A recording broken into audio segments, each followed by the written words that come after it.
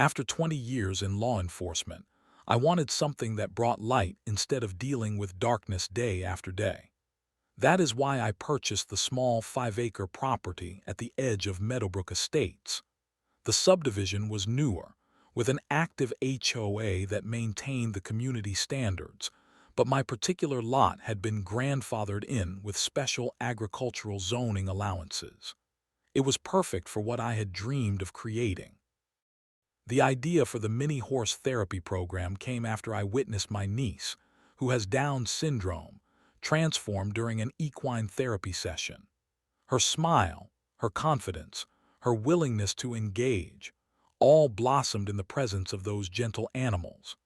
I researched for months, obtained all the proper permits, and invested my life savings into creating a safe, accessible space for special needs children to connect with miniature horses.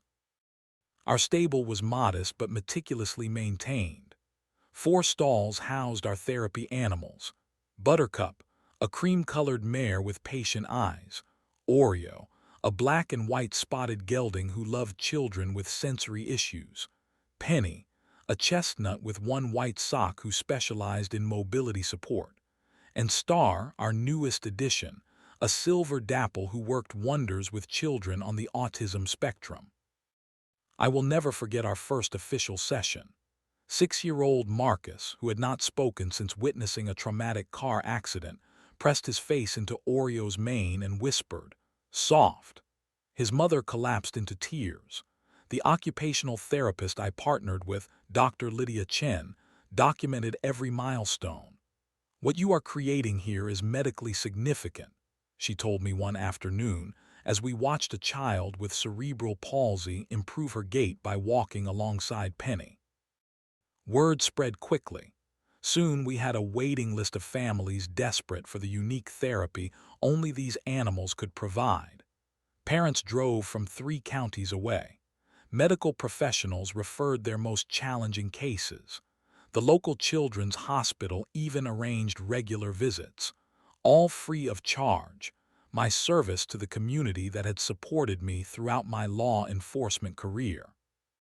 The property transformed into a place of healing. We built wheelchair-accessible paths, sensory gardens alongside the paddock, and a covered area where therapy could continue regardless of weather. Every improvement was properly permitted, inspected, and approved by county officials. I first noticed tension 6 months after we opened. Catherine Williams, Karen, as the neighbors called her, had just been elected HOA president. She drove slowly past my property during a therapy session, her silver SUV gleaming in the sunlight. She did not wave when I nodded in greeting. 3 days later, I found a note taped to my mailbox about maintaining neighborhood aesthetics. I did not think much of it at the time. 2 weeks later, the first official letter arrived. I opened it while sitting on the front porch, watching Buttercup and Star graze in the evening light.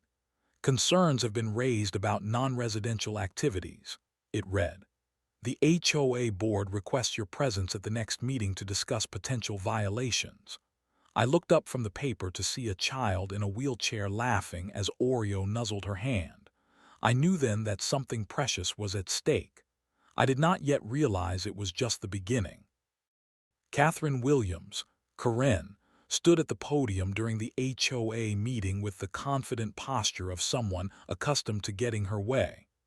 Her highlighted blonde hair was styled in an immaculate bob, not a strand out of place.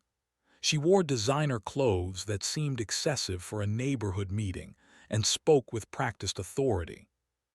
Item 4 on our agenda: non-conforming property use at 1472 Meadowbrook Lane, she announced, her gaze fixing directly on me. "Our covenants clearly state that all properties must be used for residential purposes only. The board has received multiple complaints about commercial activity, excessive traffic, and animal waste concerns." I rose from my seat, folder of documentation in hand. "I have all the proper permits and zoning variances," I explained calmly. The therapy program is classified as agricultural and educational use, which is permitted under the grandfather clause for my specific lot. County zoning has approved everything. Karen's smile did not reach her eyes. Grandfather clauses do not supersede HOA regulations that you agreed to when purchasing the property, she countered. The board will review your documentation, but I must stress that Meadowbrook Estates is a premium residential community, not a petting zoo. Several neighbors spoke in my defense. Margaret from 2 doors down described how her grandson with ADHD had improved his focus through our program. Robert and James, the retired couple across the street, praised the quiet, respectful operation. Even Dr. Lydia stood to present clinical evidence of the therapy benefits. Karen dismissed each testimony with rehearsed phrases about property values and community standards. The meeting ended with her promising to investigate further options, with a tone that felt distinctly threatening. The following week, I noticed her silver SUV parked across from my property multiple times. She took photographs, made notes, and measured distances from the road to my fence line. When I approached her directly, clipboard in hand, she adopted a saccharine smile. "Just doing my due diligence as HOA president," she explained, snapping another photo of the paddock. "Someone has to protect our community investments." "The children who come here are from this community," I reminded her. "Many of their parents are your neighbors." "That is irrelevant to the covenants," she replied.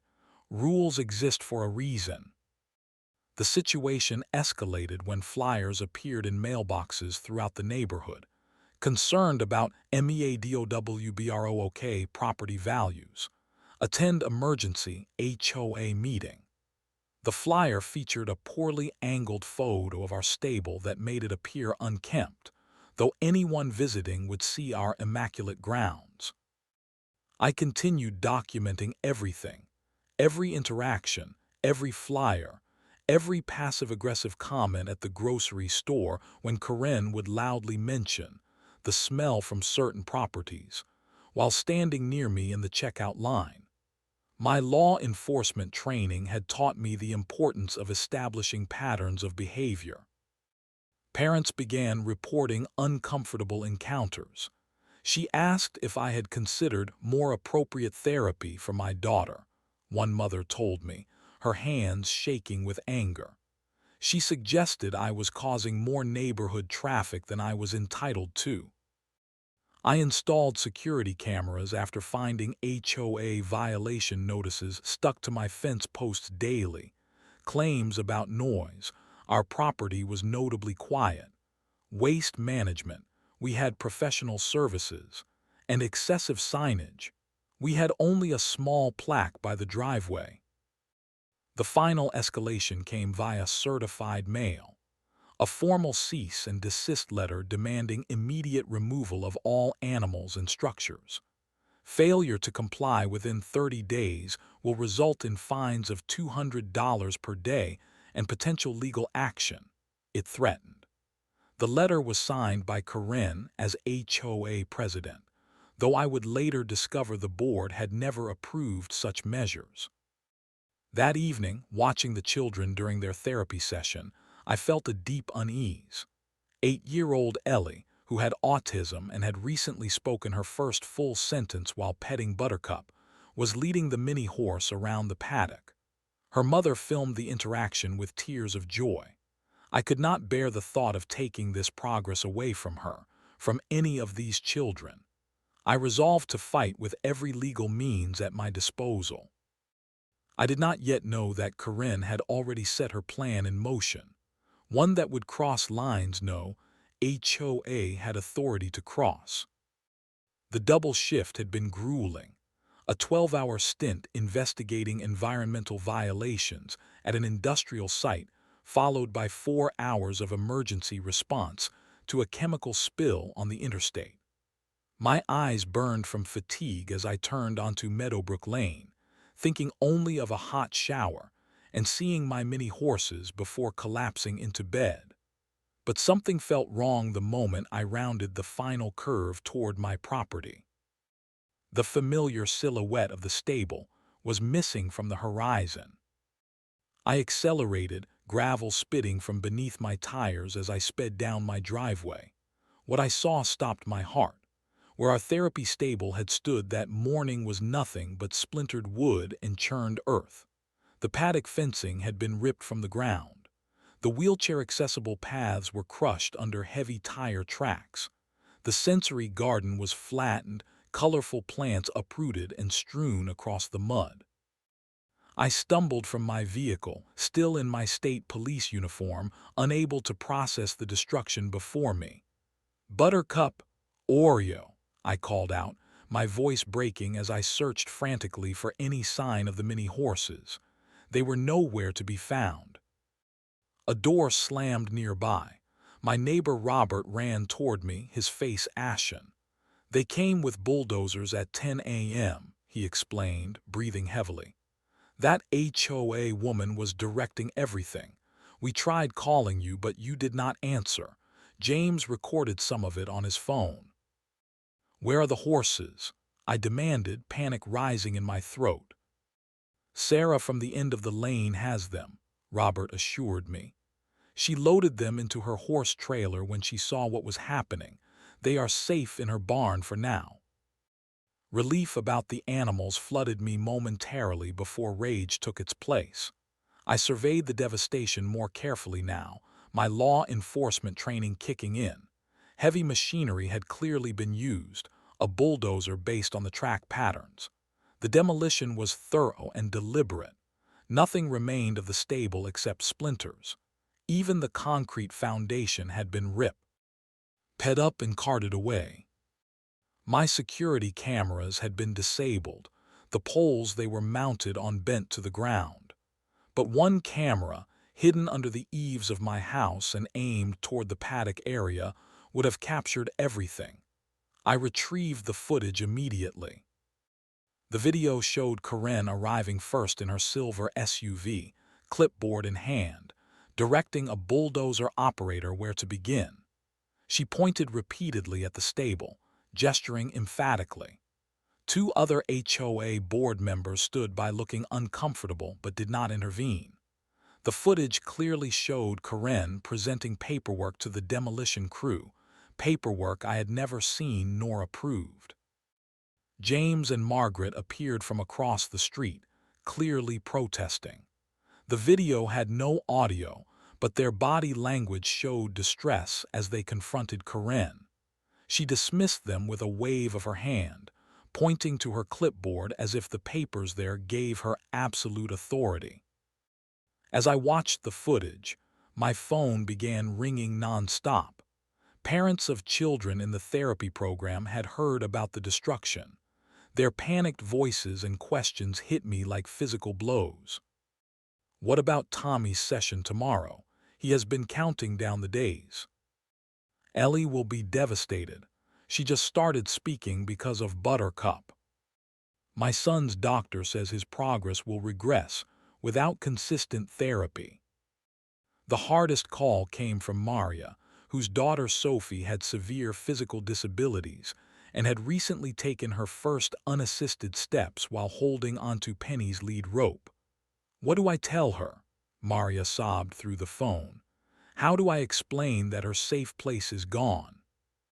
I had no answers, only a cold, hardening determination. That night, I drove to the county record's office and requested any demolition permits filed for my address. As I suspected, none existed. I contacted the bulldozer company listed on equipment left at the site. Their representative sounded confused when I identified myself as the property owner. "We had full HOA authorization," he insisted. The woman in charge provided documentation showing the structure violated code and required immediate removal. She had what appeared to be county approval forms. I requested copies of everything they had been given. The forms were crude forgeries of county letterhead with a photoshopped signature from the building inspector. A signature I recognized immediately from my years in law enforcement. Sophie's therapy session had been scheduled for 9 a.m. the next morning. Instead of seeing her beloved Penny, she arrived to find me standing amid destruction. Her small body crumpled in her wheelchair when she understood what had happened. No sounds came from her, just silent tears that broke something fundamental inside me. That evening I stood in what remained of the paddock, holding the small horseshoe that Ellie had hung as a good luck charm. The golden light of sunset did nothing to soften the jagged edges of destruction around me. Children had found their voices here, their courage, their joy, and Karen had destroyed it all without a second thought. I walked to my home office and unlocked the gun safe where I kept my state police credentials. Not my service weapon, something far more powerful for this situation. My badge and ID identifying me as captain in the State Environmental Enforcement Division, specializing in permit violations and property disputes. Karen had no idea who she had just declared war against, and I was about to remind her that some laws cannot be broken without severe consequences. Most people think of state police and imagine highway patrol or criminal investigations. Few understand the specialized divisions that operate within our ranks. For 8 years, I had served as captain in the Environmental Enforcement Division, specifically overseeing permitting compliance and land use violations across the state. My division investigated everything from illegal dumping to unauthorized construction to habitat destruction. We had the authority to levy substantial fines, issue stop work orders, and in cases of willful violations, recommend criminal charges. I had kept my specific role relatively private in the neighborhood. Most neighbors knew I worked in law enforcement, but not the precise nature of my position. That was about to change. The morning after discovering the destruction, I did not change out of my uniform. Instead, I added my division jacket with the environmental enforcement insignia clearly visible and clipped my gold captain's badge to my belt. I gathered my digital camera, official documentation forms, and evidence collection kit, the same tools I would use at any investigation scene. I began methodically documenting everything at my property. I photographed the tire tracks and took measurements of their depth and pattern. I collected soil samples where diesel fuel had leaked from the bulldozer. I mapped the exact dimensions of the destroyed stable and photographed every splinter of evidence. My neighbor James approached as I worked. "Should I send you the video I took?" he asked. "Yes," I replied, "and I will need a formal witness statement from you and Robert. This is now an official state investigation into unpermitted demolition, document forgery, and potential civil rights violations." James looked startled. "Civil rights? I mean, this is terrible, but how does that apply?" The Americans with Disabilities Act protects specialized facilities serving individuals with disabilities, I explained.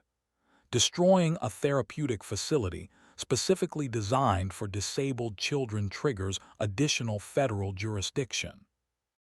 By noon, I had assembled an initial evidence portfolio.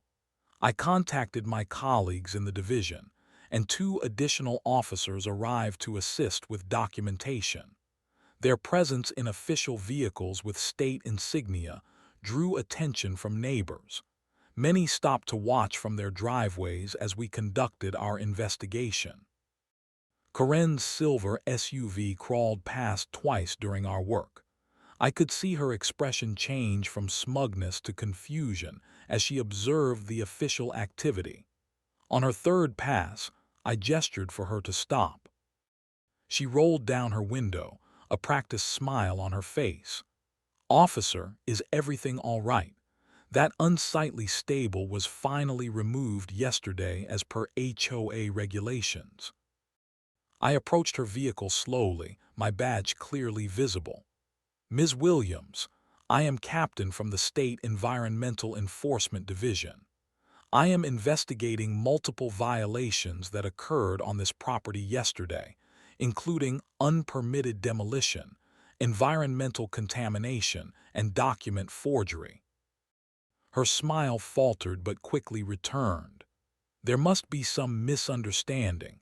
As HOA president, I have full authority to enforce our covenants. That structure was non-compliant. HOA covenants do not supersede state law, I informed her. No demolition permits were filed with the county. The documents you presented to the construction company were forgeries of official county letterhead, a felony offense in this state. Karen's expression hardened. You are clearly emotional about your little petting zoo being removed. Playing dress-up with your little badge will not save it. Our HOA legal team has determined we acted within our rights. I pulled out my official notebook. Ms. Williams, I am documenting that statement as part of the official investigation. To clarify, I am not playing at anything. I am the commanding officer of the State Environmental Enforcement Division for this region. Every word you say can and will be documented for potential legal proceedings. For the first time, uncertainty flickered across her face. She shifted in her seat, her knuckles whitening as she gripped the steering wheel. You cannot intimidate me. I know my rights. And I know the law, I replied evenly, taking photographs of her vehicle at the scene. You will be receiving formal notification of this investigation. I suggest you retain independent legal counsel rather than relying on HOA attorneys. As she drove away, tires squealing slightly, my colleague Officer Rivera approached. Captain, the soil samples show significant contamination from the equipment. That alone is a $25,000 fine under Statute 47.3. I nodded, and the forged documentation adds another layer. Contact Johnson in the white-collar division. We will need her expertise on the document fraud angle. That afternoon, I met with a specialist from the Department of Justice's ADA compliance team who confirmed my suspicions. The deliberate destruction of facilities specifically serving disabled individuals constitutes discriminatory action, she explained. Given the evidence of premeditation, this could involve substantial penalties. I spent the evening contacting each family in our therapy program, collecting impact statements and medical documentation about regression their children might experience due to the loss of therapy services. Dr. Lydia Chen provided clinical assessments quantifying the therapeutic value of what had been destroyed. The most damning evidence came when two other HOA board members contacted me privately. Karen acted unilaterally, one confessed. The board never approved demolition. She claimed she was just issuing a formal warning, but then took matters into her own hands. The second board member provided copies of meeting minutes showing no demolition vote had ever occurred. She has been abusing her position for months, he admitted, targeting elderly homeowners with trivial violations, focusing enforcement on minority families. We were too intimidated to stop her. As I compiled all the evidence, a clear pattern emerged of someone who believed rules applied to others but not to herself. Someone who wielded power without understanding its limits or responsibilities. Someone who had finally crossed a line that could not be uncrossed. I called Sarah to check on the many horses. Hearing they were safe but confused by their new surroundings, I promised to visit them the next day. Then I made one final call to my division superintendent, updating him on the investigation. This crosses multiple jurisdictions, he agreed. Environmental, HOA, fraud. Coordinate with all relevant agencies and keep me posted. You have full departmental backing on this one. I looked out my window at the moonlight, illuminating the ruins of what had been a place of healing. Karen had no idea of the legal storm that was about to break over her perfectly highlighted head. At dawn, I transformed my dining room into an operational command center. Maps of the property pinned to one wall showed before and after layouts. Photographs of the demolition process covered another. Legal statutes and relevant codes were arranged by jurisdiction: county building codes, state environmental regulations, federal HOA requirements. I had been enforcing these laws for others for years. Now they would protect what mattered to me. My first call was to District Attorney Monica Patel, whose daughter had benefited from our therapy program last year. "This crosses multiple legal boundaries," she confirmed after reviewing my initial evidence.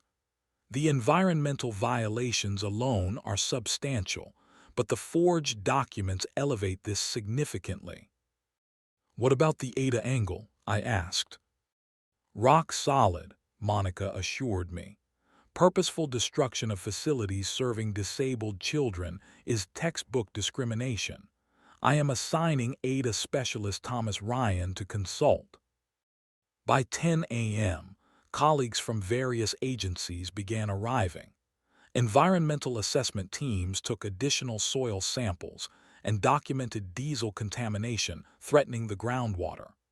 HOA compliance officers measured the destroyed wheelchair paths and reviewed our therapy program documentation. County building inspectors confirmed no demolition permits had been filed or approved. A disturbing pattern emerged as we compared notes with other agencies. Karen Williams had a history: 3 complaints in neighboring counties for similar HOA overreach, a civil suit that had been settled privately, a pattern of targeting vulnerable homeowners who lacked resources to fight back. While the investigation proceeded, I could not forget the children who depended on our therapy program. I called an emergency meeting with parents and local supporters at the community center. "The legal process will take time," I explained to the concerned families, "but these children need continuity in their therapy now." The community response was immediate and overwhelming. Sarah, who had taken in our mini horses, offered her barn and paddock for temporary sessions. 3 neighbors with large properties volunteered space. Dr. Chen adjusted her schedule to accommodate emergency therapy visits. A local riding stable donated equipment to replace what had been destroyed. "We can maintain services while fighting this battle," I promised the tearful parents. "Not one session will be missed." That afternoon, as we were establishing the temporary therapy site at Sarah's farm, my phone buzzed with an urgent message from Officer Rivera. Security footage from a neighbor's camera showed Karen returning to my property line at 2 a.m., attempting to remove evidence. The night vision recording clearly showed her collecting wood fragments and attempting to obscure bulldozer tracks. "Add evidence tampering to the list," I instructed, "and obtain a preservation order for all HOA documents immediately." The legal team moved with remarkable efficiency. By evening, we had assembled a comprehensive case file documenting 27 distinct violations, ranging from misdemeanors to potential felonies. The financial penalties alone exceeded $250,000. "We need to serve notice formally and by the book," Monica advised. "No procedural errors she could exploit later." The following morning, I dressed in my full formal uniform, a rare occurrence typically reserved for ceremonial functions. The dark blue fabric with gold captain's bars and environmental division insignia carried the full weight of state authority. I was accompanied by Officer Rivera, a county building inspector, and the HOA compliance officer. We drove separately, creating a small convoy of official vehicles that drew attention as we entered Meadowbrook Estates. Karen's house stood out on the street, a colonial with perfect landscaping and a luxury car in the driveway. As we approached her door, neighbors emerged from their homes to watch. Word had spread quickly throughout the community. I rang the doorbell, official documentation in hand. Karen opened the door, her confident expression faltering as she took in our official presence. "Catherine Williams," I stated formally, "I am serving you with official notice of investigation into multiple violations occurring on May 10th at 1472 Meadowbrook Lane." "This is harassment," she aired, attempting to close the door. "This is due process," I corrected, handing her the thick envelope of documents. "You are being investigated for unauthorized demolition, environmental contamination, document forgery, ADA violations, and evidence tampering. These documents contain the specific statutes violated and the process going forward." "My HOA lawyers will handle this nonsense," she declared, though her voice lacked its usual authority. "I strongly recommend independent counsel," the county inspector advised. "HOA insurance typically does not cover willful violations or individual criminal charges." Karen's face paled. "Criminal charges? That is absurd." "The county prosecutor will make that determination based on our findings," I replied, "particularly regarding the forged county documents you presented to the demolition company." As we returned to our vehicles, I noticed Robert, James, and several other neighbors watching from across the street. Their expressions carried the same satisfaction I felt in my chest. For too long, Karen had wielded HOA power as a weapon. She was about to learn that real authority came with real accountability. In my rearview mirror, I could see Karen frantically making phone calls, the official documents scattered on her pristine front porch. The scales of justice were finally beginning to balance. The county meeting hall had never been so crowded. Every seat was filled, with people lining the walls and spilling into the hallway outside. News of the hearing had spread throughout the community, drawing residents from Meadowbrook Estates and surrounding neighborhoods. Parents of children in our therapy program sat in the front row, some with their children beside them. Karen arrived 15 minutes late, accompanied by an attorney in an expensive suit. She had replaced her usual confident stride with a more subdued demeanor, though her chin remained lifted in defiance. Her attorney guided her to their designated table, whispering instructions as they arranged their materials. The hearing officer, a retired judge named Howard Phillips, called the proceedings to order. "This is not a criminal trial," he clarified. "This administrative hearing will determine violations of county code, environmental regulations, and potential civil rights infractions. Criminal considerations will be addressed in separate proceedings if warranted." I presented our case methodically, as I had done hundreds of times in my professional capacity. The evidence was overwhelming and meticulously organized. Satellite imagery showed the property before and after destruction. Soil analysis confirmed contamination. The forged demolition documents were displayed alongside legitimate county paperwork, the differences obvious even to untrained eyes. The testimony from witnesses proved particularly damning. James and Robert described Karen directing the bulldozer operators. The demolition company representative testified about the paperwork Karen had presented, which he had believed to be legitimate county documentation. "She specifically instructed us to remove everything down to the foundation," he stated. "When we questioned whether the owner had been notified, she assured us it was an emergency enforcement action with full county approval." Two HOA board members testified next, visibly nervous as they glanced at Karen. The board never voted on demolition, the treasurer admitted. We had discussed sending a formal warning letter only.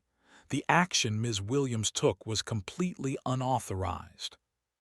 The second board member, a retired attorney, added, "When I questioned the legality of such action, Ms. Williams assured us she had consulted with county officials who had given verbal approval. I now realize that was false." Karen shifted uncomfortably in her seat as the evidence mounted. Her attorney passed her increasingly urgent notes, which she appeared to ignore. The most powerful testimony came from the families. Maria wheeled her daughter Sophie to the front of the room. The child clutched a photograph of herself standing beside Penny, the mini horse who had helped her gain the strength and confidence to take her first unassisted steps. Since losing her therapy sessions, Sophie has regressed significantly, Maria explained, her voice breaking. She has lost mobility progress and stopped speaking again. Her doctor has documented the decline directly resulting from the abrupt termination of her established therapy routine. Similar accounts followed: children with autism who had retreated into isolation, children with anxiety disorders experiencing increased panic attacks, children with physical disabilities losing hard-won progress. Each testimony was accompanied by medical documentation and before and after assessments from healthcare professionals. When Karen finally took the stand, her usual confidence had evaporated. Her attorney attempted to frame the action as an unfortunate misunderstanding of HOA authority. "My client believed she was acting within her rights as association president," he claimed. "Any paperwork irregularities were administrative oversights, not deliberate deception." The hearing officer looked skeptical. "These do not appear to be irregularities, counselor. These documents bear fraudulent county seals and forged signatures." Karen's testimony grew increasingly defensive and contradictory. When presented with security footage of her returning to remove evidence, she claimed she was just tidying the area. When confronted with witness statements about her directing the demolition, she insisted she was merely observing. The financial implications became clear as experts detailed the violations. Environmental remediation costs are estimated at $75,000, the county environmental officer testified. Unpermitted demolition penalties total $50,000. ADA compliance violations add approximately $100,000 in civil penalties. Karen visibly flinched at each figure. Her attorney leaned over, whispering urgently in her ear. I could read the panic in her expression as understanding dawned. These costs would fall to her personally, not the HOA. The hearing concluded with the officer announcing he would review all evidence and issue findings within 5 days. As Karen stood to leave, her attorney pulled her aside, speaking forcefully while pointing to documentation. Their conversation appeared heated. I gathered my materials slowly, nodding to the families who approached with gratitude and relief. As I turned to leave, I noticed the district attorney speaking with Karen and her lawyer in the corner. Karen's face had lost all color. The possibility of criminal charges had clearly become real to her at last.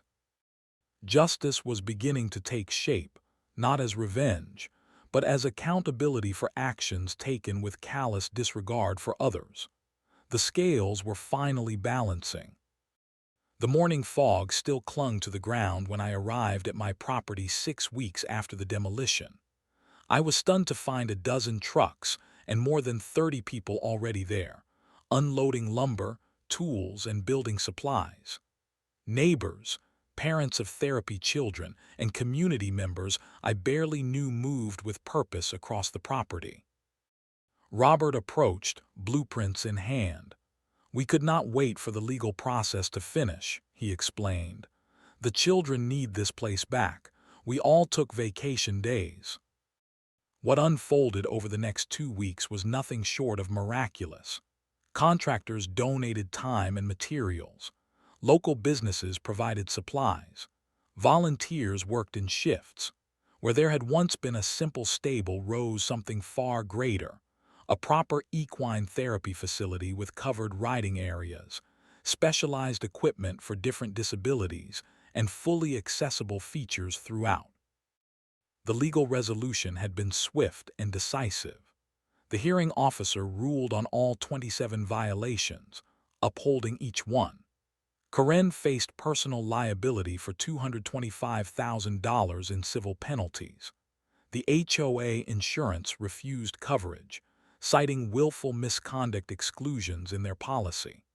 The criminal investigation resulted in charges for document forgery, a felony that would require court appearances and potential consequences beyond financial penalties. Karen was removed from the HOA board by unanimous vote. The subsequent investigation into her tenure revealed a pattern of selective enforcement against elderly residents, families with children, and minority homeowners. 3 separate homeowners came forward with similar stories of intimidation and overreach. The most significant outcome extended beyond our neighborhood. The county implemented new oversight regulations for homeowners associations, requiring transparency, proper documentation of decisions, and clear appeal processes for residents. Our case became a template for HOA reform that spread to neighboring counties. 1 month after construction began, we held a grand reopening ceremony. The miniature horses returned home, led by the children they served. Buttercup, Oreo, Penny, and Star seemed to understand the significance of the moment, walking calmly despite the crowd and commotion. 8-year-old Ellie, who had regressed into silence after losing her therapy sessions, approached Buttercup cautiously. The cream-colored mini-horse immediately recognized her, nickering softly and pressing her muzzle into the girl's hand. "I missed you," Ellie whispered, her first words in weeks. Her mother burst into tears of relief. Most moving was Sophie's return. The 7-year-old with cerebral palsy had lost significant mobility during the therapy interruption. When Penny was led to her, the child pulled herself from her wheelchair with determination. Grasping the specially designed support handles we had installed along the paddock fence, she took halting steps toward her beloved therapy partner. Each step was a victory, her face intense with concentration and joy. "Why?" I noticed a familiar silver SUV parked at the edge of the property. Karen sat inside, watching the celebration. Our eyes met briefly across the distance. She did not wave or acknowledge me, but something in her expression had changed. The arrogance was gone, replaced by what might have been understanding or perhaps regret. She drove away slowly as the children began their first therapy sessions in the new facility. The most meaningful change came in how I viewed my work in law enforcement. For years, I had enforced regulations and codes because it was my job. Now I understood viscerally why these laws mattered. They protected the vulnerable, preserved what was valuable, and ensured that power could not be wielded without accountability. I now serve on the County Advisory Board for HOA governance while continuing my role in environmental enforcement. The therapy program has expanded, serving more children, and even extending to veterans with PTSD and elderly individuals with mobility challenges. Sometimes the most meaningful justice is not punishment but restoration, not just rebuilding what was lost, but creating something better from the ruins. The new sign at our driveway entrance reads, "Meadowbrook Therapy Stables, where healing has a home." And beneath it hangs Ellie's lucky horseshoe, a reminder that sometimes our greatest strength emerges from our deepest challenges.